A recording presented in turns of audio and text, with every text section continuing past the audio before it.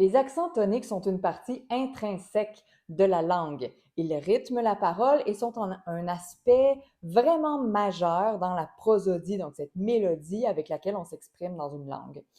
Et comme on utilise la langue pour parler et pour chanter, eh bien, on compose automatiquement, naturellement, avec ces accents toniques-là, leur importance et leur impact.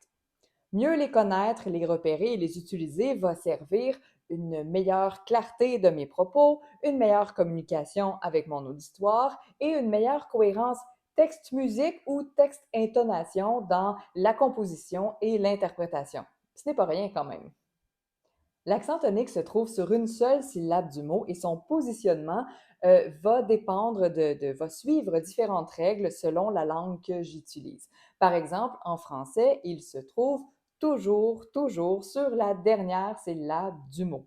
C'est une sorte de programme qui s'inscrit, qui vient avec la langue. Et si je ne suis pas ces programmes, bien, la clarté de l'auditeur va diminuer, s'effriter, s'affaiblir.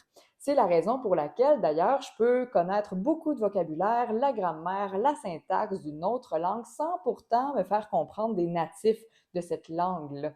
Euh, c'est souvent, malgré tout, plus ou moins, c'est dommage d'ailleurs, plus ou moins enseigné lorsqu'on apprend une deuxième langue, une troisième, une quatrième. Un autre point important, c'est que c'est rarement conscient dans notre langue maternelle parce qu'on l'a simplement appris comme ça. D'ailleurs, les bébés, les enfants vont intégrer la prosodie de leur langue avant les mots. Et parce que c'est rarement consciemment que nous faisons ces accents toniques-là, ben, quand on sort du parler quotidien, donc quand on veut déclamer un texte, quand on veut chanter une chanson, une pièce, ben, des fois, on va changer ça. On va déplacer l'accent tonique, ce qui va demander à l'auditoire un effort mental plus élevé pour nous comprendre, ce qui va le rendre moins disponible à recevoir ce que l'on offre et ce qui pourra même créer des hallucinations auditives. Vous savez, le phénomène quand on est certain de connaître le texte, les paroles d'un texte ou d'une chanson, et puis on se rencontre avec étonnement un peu plus tard que ce n'était vraiment pas ça du tout. C'est souvent dû à un déplacement d'accent tonique.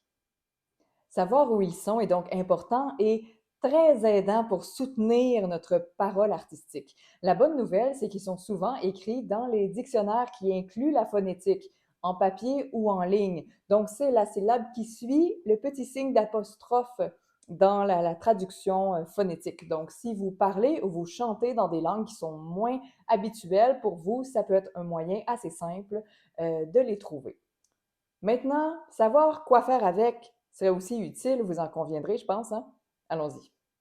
C'est à ces moments-là qu'il convient de mettre une emphase, un certain appui. Si je compare ça à la marche, je pourrais dire que l'accent tonique est le moment où je dépose le pied, où je suis stable, alors que le reste des syllabes est dans le transfert de poids, donc dans l'action de transférer le poids. Donc, je suis dans une sorte de suspension, si on peut dire, alors que pour l'accent tonique, je suis dans une forme de repos. Donc, je peux me poser. Comment je peux traduire ça dans mon expression vocale? Ben, c'est en concentrant l'énergie sur la consonne de cette syllabe-là, donc en freinant le débit d'air. Donc, au lieu de faire papa, je vais faire papa. Dans mon pa, il y a comme un H, P-H, A, pa. Je sens des jets d'air dans ma main. Quand je fais le pa, je freine l'air, j'ai plus d'intensité et c'est normal de sentir une chaleur, il y a quand même de l'air qui sort, mais pas de jet d'air. Si je fais ka, je laisse l'air passer, je pousse même un peu sur l'air, au lieu de faire ka en rétention. Euh, L'intensité de la rétention d'air qui pourra se faire à différents degrés va me donner une marge de manœuvre une marge de manœuvre affective, donc une marge de manœuvre pour l'interprétation. Je peux passer du contenu affectif dans une voyelle par le timbre, mais ce sera très limité par rapport à ce que je peux faire avec ma consonne, surtout en voix parlée où les sons sont tous courts. Si je prends par exemple la phrase « et le vent claqua sur la porte ».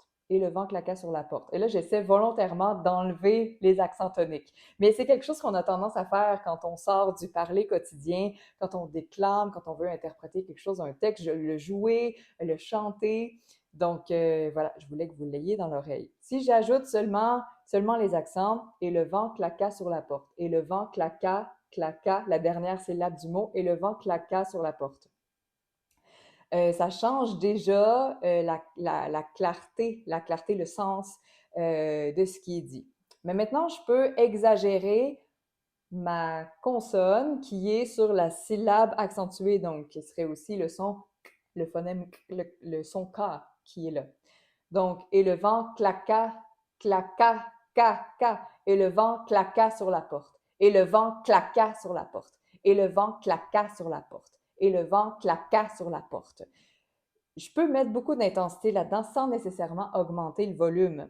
Je peux les mettre ensemble, combiner les paramètres intensité et volume, mais pas nécessairement. Je peux faire et le vent claqua sur la porte, et le vent claqua sur la porte, et le vent claqua sur la porte.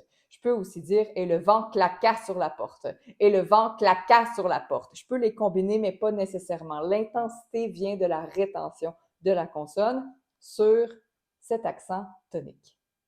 En chant, quand c'est bien pris en compte dans le mariage, paroles et musique, ça peut tellement là, rehausser la précision, le contraste, l'intensité du contenu émotif d'une chanson, d'une pièce là, avec ça.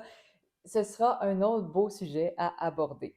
On aborde d'ailleurs les deux au gymvocal.com où nous avons un module là, complet consacré aux accents avec en plus des extraits pour les repérer et des exercices pour les intégrer vraiment concrètement là, dans un contexte pratique. Ça apporte tellement au résultat final et ça fait clairement là, la différence entre deux chanteurs, que vous soyez d'ailleurs interprète ou auteur, compositeur, interprète. D'ailleurs, si vous composez, c'est une notion qui pourra vraiment soulever d'un cran là, l'efficacité de votre travail et servir avec encore plus de précision ce que vous voulez transmettre. Alors, si vous avez le goût de faire équipe pour faire vraiment passer vos performances à un niveau supérieur, bien, venez nous voir au gymvocal.com. Ça va être vraiment un plaisir de vous servir dans vos projets. Au plaisir! Vous trouverez juste en dessous un réchauffement vocal gratuit et un défi 4 jours pour améliorer un passage vocal difficile, gratuit aussi. N'hésitez pas!